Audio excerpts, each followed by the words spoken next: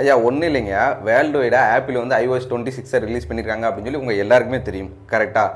ஆனால் எதுக்கு 18 இப்போ 19 வந்து ஐஃபோன் 17க்கு வருது, ஆனால் டேரெக்டாக எதுக்கு 26க்கு போகணும் அப்படின்ற ஒரு ரீசன் எல்லாருக்குமே இருக்கும்.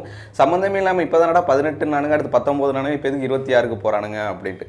அது ஒன்றும் இல்லை, அவங்க மேக்கும் சரி ஐபேடும் சரி மேக் ஓஎஸ் சரி எல்லா இதுலேயுமே வந்து தனித்தனி வெர்ஷன் இருக்குது, எல்லாத்தையும் ஒன்று சேர்க்கணும் அப்படின்ற ஒரு ரீசனுக்காக தாவுடா செவலை தாவு அப்படின்ற மாதிரி டேரெக்டாக 19லேருந்து 26க்கு மாற்றிட்டாங்க. அதுவும் நாங்கள் இன்னும் கொஞ்சம் அட்வான்ஸாக இருக்கும்னு சொல்லி 2025 தானே, நாங்கள் 26க்குள்ளே தான் போடுறோம், அடுத்த வருஷம் 27, ஆனால் வருஷம் வந்து 26ஆக தான் இருக்கும். 19லேருந்து 25 வரைக்குள்ள வெர்ஷன் எதுவுமே வராது. 19, 20 to 25 எதுவுமே உங்களுக்கு வராது.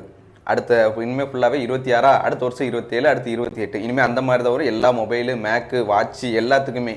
ஓகேப்பா, அப்படி பார்த்தா நேரத்துக்கு 2025 iOS 25 தானே ரிலீஸ் பண்ணியிருக்கணும், எதுக்கு 26 ரிலீஸ் பண்ணுறீங்க அப்படின்னு சொல்லி கேட்டால், ஆல்ரெடி நாங்கள் ஐஃபோன் எல்லாமே செப்டம்பர் மாதம் தான் ரிலீஸ் பண்ணுறோம். அந்த மாதிரி நாங்கள் செப்டம்பர் மாதம் ரிலீஸ் பண்ணோம்னா அடுத்த வருஷம் செப்டம்பர் வரைக்கும் எல்லாருமே இந்த ஃபோன் தான் யூஸ் பண்ணுவாங்க. அப்படிங்கிற பட்சத்தில் iOS 26 வச்சோம் அப்படின்னா அடுத்த வருஷம் ஃபுல்லாக 26 தான் அவங்க யூஸ் பண்ணுவாங்க. அதுக்கடுத்து நாங்கள் 27 ரிலீஸ் பண்ணும்போது அதுக்கு அடுத்த வருஷம் 27 ஃபுல்லாகவே யூஸ் பண்ணுவாங்க அப்படின்னு சொல்லி சொல்கிறாங்க. இது நல்லதா கெட்டதான்னு கேட்டிங்க அப்படின்னா அது அவங்க பார்வையை பொறுத்து இருக்குது. அவங்கள பொறுத்த வரைக்கும் நாங்கள் ஒரு படி எப்போவுமே முன்னாடி இருக்கணும் அப்படின்னு நினைக்கக்கூடிய ஆட்கள் தான் நம்ம ஆப்பிள்.